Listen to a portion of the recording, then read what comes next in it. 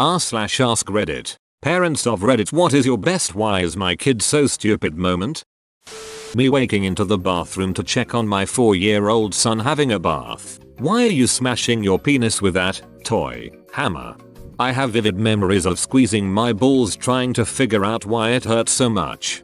An inquisitive mind. My daughter insists wearing a jacket will make her cold because she only wears it when she is cold. Can't refute that logic. No, she's got a point. My son, who was 8 at the time, and an only child, carved his very long name into the toilet seat, then claimed he didn't do it. LOL.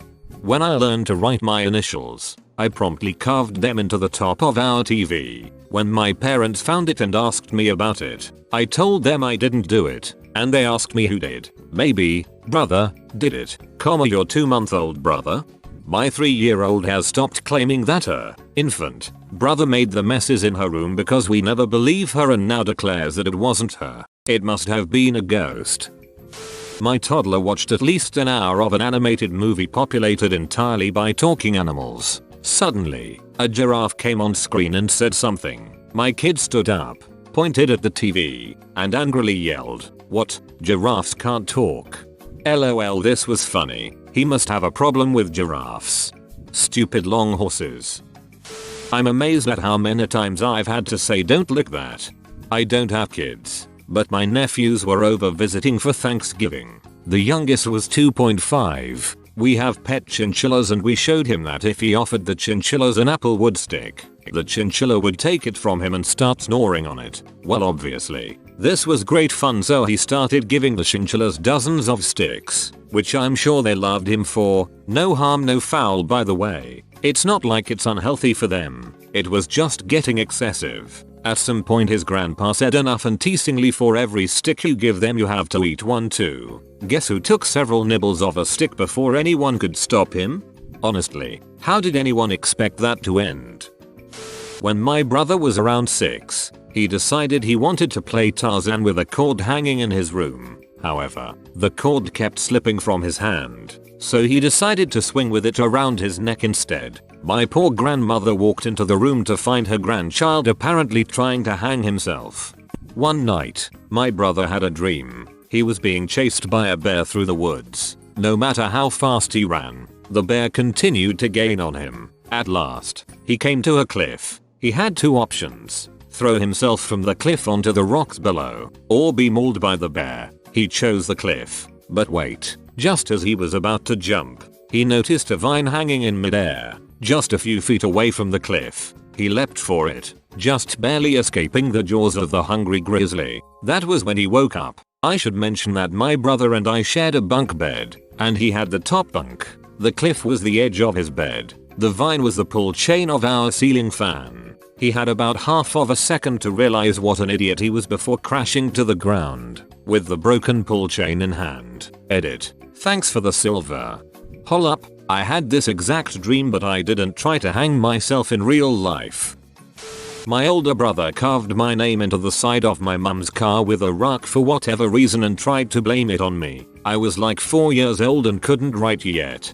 My mom told me about when she was a kid and one time she scratched her name into the dining room table. She did it absent-mindedly and freaked out when she realized what she did, so she scratched all her brothers' names into the table too. Live together, die together. Our daughter, when asked what she wanted to be when she grows up, answered, "I want to be a strawberry, but if that's too hard, I want to be purple." The color purple, the fruit strawberry. She was 5. I told my class when I was 4 that I wanted to be a parrot. It sounded cool to be a colorful bird, you know? Then some kid told me that was impossible. Little jerk. I support your daughter's goals. I know, pricks. I got her a strawberry costume for Halloween. That'll show them. My son has microwaved ramen noodles with no water a few times. Just so you know, they are flammable and smoke horribly and turn your microwave an awful yellow color. When I heard my wife say to my then 3-year-old son, common name, "Please stop sniffing all the cars," we were walking through a parking lot.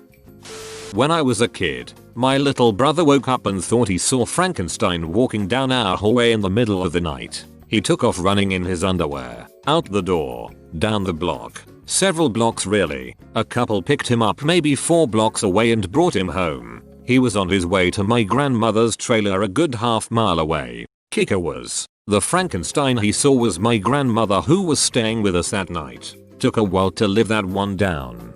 He gets extra points for having a decent plan anyway. Her future was not kind to her, I see.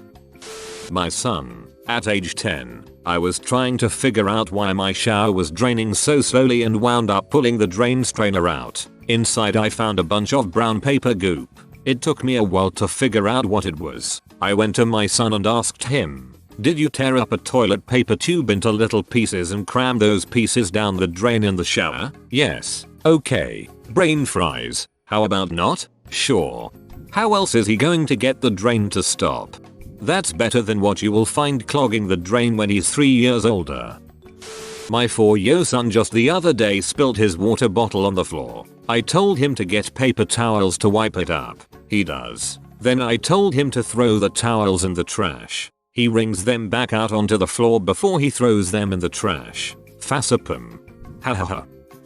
When the axe challenge was a thing, apparently, you spray axe over the front of your shirt, light it on fire, then take the shirt off. I think that's it. Anyway, this genius gets his arm stuck or something as he pulled the shirt off inside out, so, of course, the fire is now burning his face. He gets it off with the help of his friends and gets taken to the hospital with 2nd-degree burns by his friend's mother because he was staying over. That was a fun phone call to get at 3 AM. "Dad, I'm okay but I had an accident and Karen has taken me to the hospital to get treated." I told her it wasn't a big deal but she made me call. If I can be the kid who made my parents ask this question. I walked into a wall when I was 5 because I was walking around looking through binoculars backwards. Got these 2 massive ring bruises around my eyes. That's ducking hilarious. It seems a bit extreme that your parents gave you 2 black eyes for doing that. When my sister was 18 she was planning a trip to California after HS graduation. She spent several days calling banks to get the exchange rate for money because somehow she was absolutely convinced that regular US currency in Pennsylvania was not usable in California. She thought the banks were all lying to her that it was the same money. I am surprised she even found California. So how was her trip? Not good. She couldn't figure out how to get to California visa. When I caught him peeing in the doorway of his room at the age of 5. His reason? "Cause I don't want the kitty coming into my room." Smart. Go to mark your territory. When a sudden rainstorm hit our campsite, my 11-year-old rescued a full water bucket from the rain and put it under the canopy to keep it dry. You can't let that water get hypothermia. My 12-year-old daughter blamed a squirrel when we asked how the borax for her slime projects moved from the garage to the kitchen counter. It's so fulfilling to go from "I'm pretty sure you're lying" to 100% "I know you're lying." I was that kid. My parents took my siblings and I to a greenhouse garden.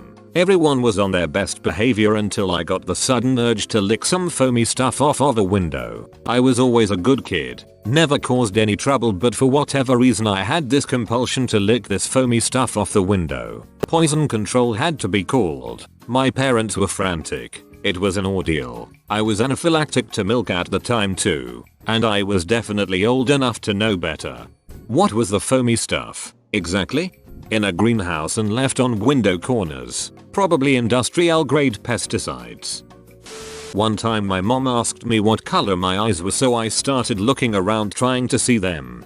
A true visionary. On Mother's Day, when I was only small, my dad told me for Mother's Day we would give my mom a lion because she had had a stressful week between jobs, of course. Tiny me had no concept of what a lion was and assumed my dad said a lion. Me. Are we actually getting mom a lion? Dad, yes, your mom really deserved a lion, so we'll give her one this morning. I then proceed to sprint excitedly to my parents' room, climb onto the bed, jump up and down over my poor sleeping mother screaming, wake up, we are getting you a lion. Wake up right now. My mother did not get a lion, or a lion for that matter. Or, that's so wrong and so cute. My mother always brings up when she asked my brother to turn on the kettle and he answered, "Shall I make it hot or cold?" and I thought I was stupid. I'd absolutely ask for cold in such case. If he doesn't make it cold, well, that was some fun. If he somehow did, jackpot. As my physics professor repeatedly said, it doesn't happen. But if you've somehow found a way to make it work like that, patent that shit. When I was 11, we were at a park that had one of those swirly slides that is kind of like a tunnel. Well, I wanted to act like a mountain climber and tie a rope around myself and jump down the slide to climb back up. What was the best spot to tie the rope? I asked myself. The neck. Good location to easily grab the rope and pull myself back up. Plus convenient tying spot. My parents ran to me yelling and stopped me mid-knot, tying a rope around my neck to jump down a slide. In retrospect, I'm a dumbass. Edit. Thank you for my first silver kind stranger. You should be grateful to your parents, like really grateful, because of them you can comment about your stupidity.